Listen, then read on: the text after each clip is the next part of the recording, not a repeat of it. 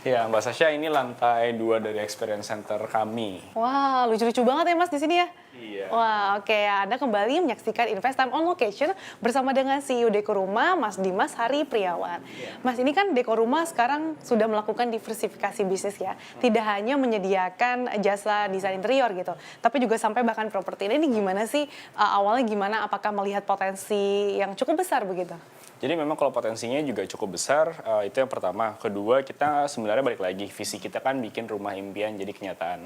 Jadi kita mau ngebantu konsumen dari mulai nyari rumah sampai tinggal di rumah gitu. Dan karena kita di beberapa tahun terakhir kerjasama banyak dengan property developer, jadi waktu itu salah satu ceritanya kita presenting untuk interior design dengan salah satu developer. Dan developer malah nanya balik, kok marketing kolateral kalian lebih bagus daripada punya kami ya? Boleh nggak kalau misalnya kita kerjasama bantuin jualin deh sekalian ke konsumennya kalian? Oh gitu. Oke. Kita sambil lihat ke sana yuk Mas, yang lain. Silakan. Ayo.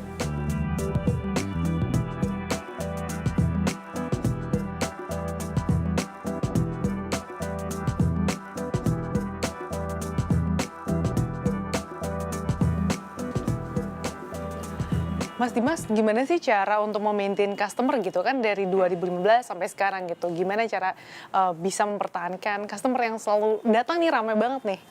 Jadi ada dua, kita kalau dari segi online, dari segi sosial media sama aplikasi, kita ngasih konten-konten ya. Jadi biasanya banyak quiz, kalau misalnya lihat Instagram kami, kadang-kadang ngasih giveaway, atau enggak misalnya kasih kayak gambar-gambar yang biasanya kita sehari bisa 3 kali posting. Jadi interaktif juga ya? Betul lah, tapi kalau misalnya untuk yang non-digitalnya, yang offline, kita tuh setiap weekend selalu bikin acara di Experience Center, dan kita kerjasama gitu. sama komunitas-komunitas. Jadi kayak kemarin itu ada misalnya bikin kayak bikin lilin yang aromaterapi. Iya.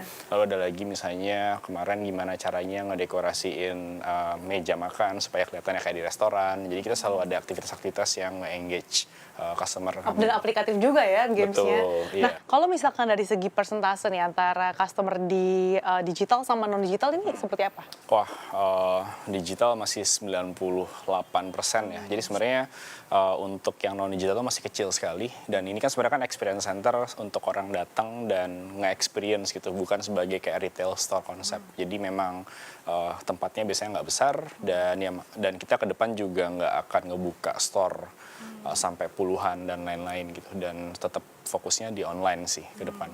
Nah, kalau biasa tuh customer lebih biasanya custom atau justru mereka langsung beli yang udah mereka lihat gitu? Tergantung ya. Jadi kalau misalnya apartemen, kebanyakan itu mereka butuh custom. Karena kalau apartemen itu alasannya biasanya kecil, dan misalnya ada kayak semacam mungkin ruangan untuk bikin lemari, dia pengen memaksimalkan ruangannya. Jadi biasanya mereka minta custom atau nggak misalnya kitchen set. Tapi kalau misalnya rumah, biasanya kebalik. Jadi mereka pengen beli yang udah jadi aja, karena memang space-nya jauh lebih besar.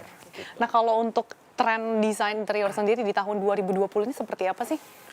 Kita punya tren sendiri, kita ngomongnya adalah Japandi atau Japanese Scandinavian. Jadi karena kenapa kita bikin Japandi, jadi sejak mungkin tahun lalu waktu konsumen datang, kita tanya kan, misalnya Mbak Sasa sukanya seperti apa, dan semua orang bilang minimalis. Tapi ternyata minimalis itu beda-beda, dan sebenarnya akhirnya kita tahu, oh mereka tuh sebenarnya suka yang warnanya itu warna-warna Scandinavian yang lebih kayak putih, netral, ya.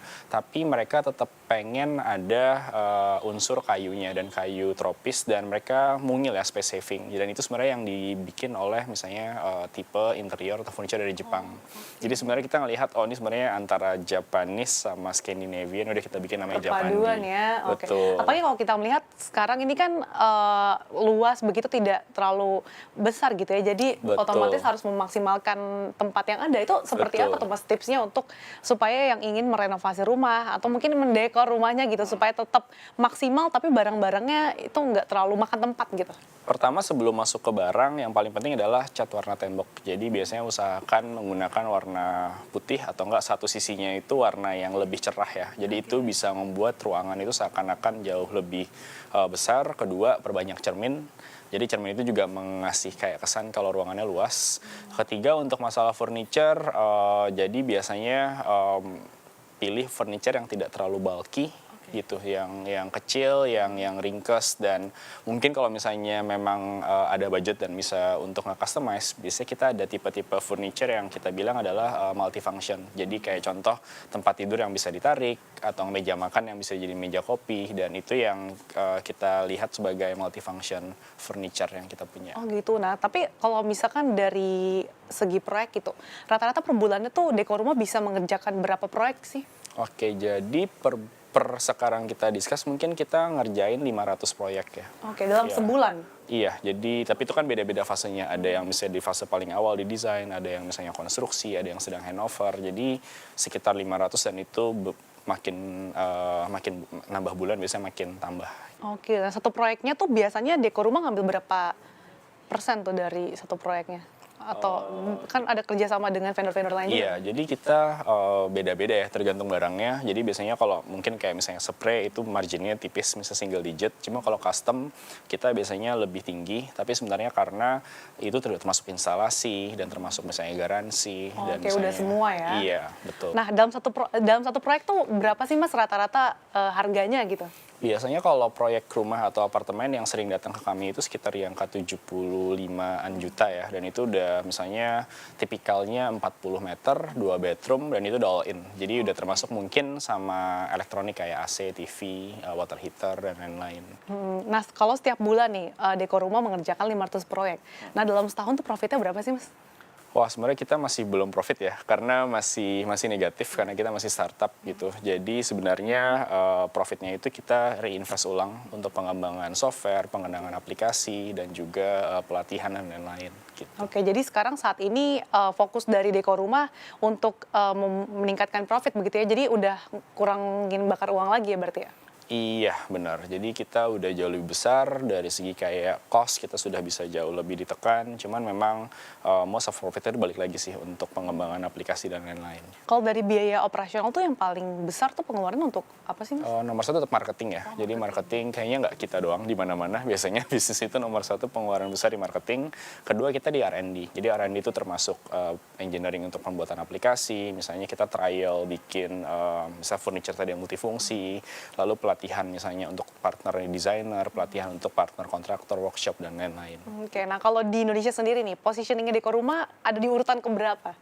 Kita sebenarnya kalau dilihat dari segi kayak head to head yang bisa ada retail sama interior, nggak banyak.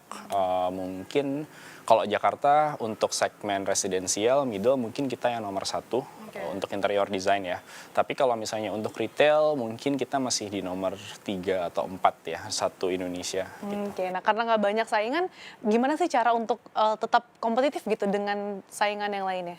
Jadi balik lagi tetap dari segi kompetisinya adalah kita perusahaan teknologi, kita platform gimana caranya kita selalu ngedevelop misalnya sistem atau program yang bisa membantu teman-teman vendor dan supplier bekerja jauh lebih efisien. Jadi sebenarnya itu kita menekan cost bukan dengan cara mengurangi harga atau mengurangi material, tapi gimana caranya supaya jauh lebih efisien dari segi supply chain, project management, desain, dan lain-lainnya. Oke, nah terus kalau dari segi tips nih, mungkin kita pengen renovasi rumah atau mungkin mendekor ruangan gitu ya, pasti kan sesuai dengan karakteristik gitu. Nah gimana sih Betul. caranya biar kita bisa mengetahui bahwa oh ini sesuai dengan karakteristik dan juga tentu saja sesuai dengan kebutuhan kita gitu, gimana Mas? Benar, jadi itu yang paling susah. Jadi kebanyakan kita itu selalu nanya customer, dan kita pribadi bakalan coba misahin dua.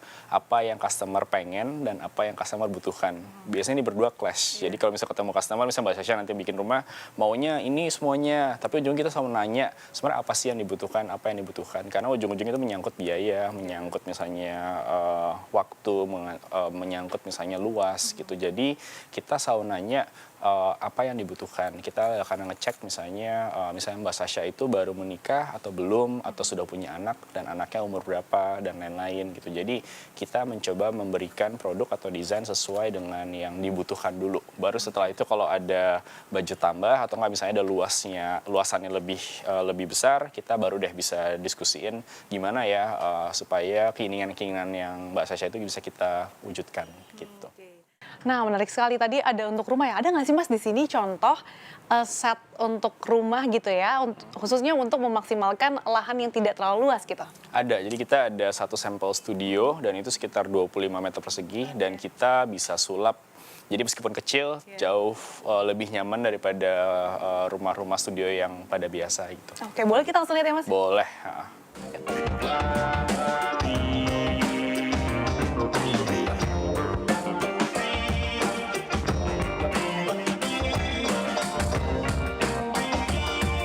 Ya Mbak Sasha, jadi ini sampel layout apartemen studio kami yang mungil dan ini gimana cara kita memaksimalkan ruangan. Jadi kalau misalnya Mbak Sasha lihat, ini kan kayak tempat tidur biasa. Iya, Tapi misalnya kalau siang-siang atau sebelum bisa tidur, kita tuh sebenarnya bisa ngumpetin tempat tidurnya gitu. Jadi ini bisa ditarik ke atas dan tiba-tiba kita punya space yang cukup besar buat yoga, main sama anak, dan lain-lain. Oke, di atas ini juga bisa taruh-taruh barang sementara gitu ya? Betul, Oke, iya. Jadi sangat bisa bisa naruh bantal, memaksimalkan. guling, dan lain-lainnya di Oke. atas. Nah, kalau satu set kamar tidur ini budgetnya berapa sih Mas? Kalau untuk kamar tidur ini aja mungkin sekitar 20-an ya. Jadi bisa dapat mekanismenya ini dan matras dan lain-lainnya. Oke, berarti udah lengkap juga dengan set Iya, lemarinya ya? Betul. Oke. Nah, Mas Dimas, selain contoh kamar tidur, ada contoh lain nggak untuk kira-kira tipe Studio 25 ini? Ada, jadi kalau ini kan kamar tidur, kita sekarang keluar ke daerah living room plus kitchen set, plus tempat nyuci, plus untuk makan. Jadi kalau misalnya Mbak Sasha nanya, ini kalau makan gimana? Nah, Iya, kita gimana ada tuh? lagi nih, tipe furniture yang kita bikin, jadi ini bisa dipakai Wow. untuk meja makan. Ini bisa dipakai meja kerja juga ya berarti ya?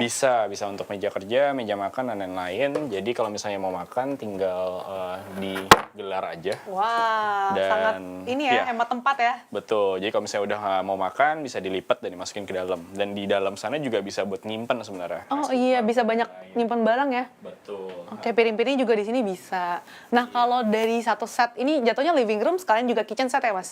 Nah, ini kira-kira budgetnya berapa nih? Kalau untuk living room sama kitchen set itu sekitar 40 juta ya. Karena bagian kitchen setnya yang jauh agak sedikit lebih tinggi. Karena banyak sih gitu dari bagian-bagian. Tapi dari 40 juta itu kan kita bisa custom juga ya, Mas? Jadi Bisa. kalau itu tinggal disesuaikan lagi dengan budget Betul, juga ya. jadi kalau misalnya mau lebih tinggi, lebih rendah, bisa gitu, sesuai kebutuhan.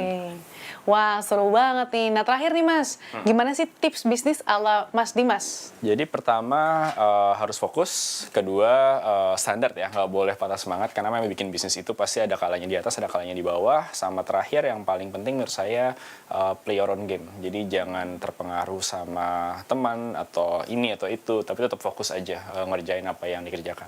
Oke, harus fokus dan juga nggak usah ikut-ikutan sama yang lain ya Mas. Betul, iya. Oke, terima kasih Mas Dimas udah mau Sama-sama, sharing sama kita. Mbak Hasya, Gimana ini iya. persiapannya untuk renovasi atau mungkin mau beli perintilan-perintilan untuk renovasi rumah gitu ya. Iya, bisa. Oke, terima kasih. Dan